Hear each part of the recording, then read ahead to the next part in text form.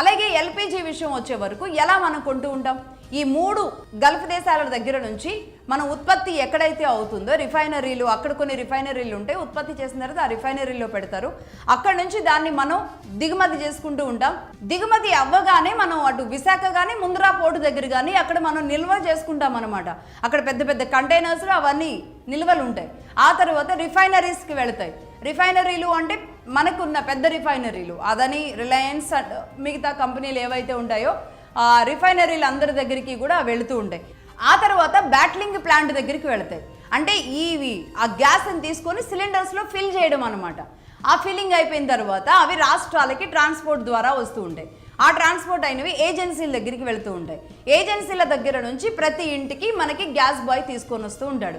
ఇలా 8 స్టెప్స్లో, అంటే అక్కడ ఎక్కడో గల్ఫ్ దేశంలో ఉత్పత్తి, భూమిలో నుంచి తీసిన ఈ గ్యాస్ ఉత్పత్తి ఈరోజు మన ఇంట్లో మనం సాంబార్ చేసుకోవడానికో, పొద్దున్నే ఛాయ్ పెట్టుకోవడానికో, ఏది చేయడానికైనా మన ఇంటి దాకా రావడానికి ఈ 8 దశలు అనేది దేశంకి, అలాగే దేశంలోకి వచ్చిన తర్వాత ఆ దేశాలకి, రాష్ట్రాల్లోకి వచ్చిన తర్వాత ఏజెన్సీలకి, ఇంటికి, ఇలా 8 స్టెప్పుల్లో అనేది ఉంటుంది.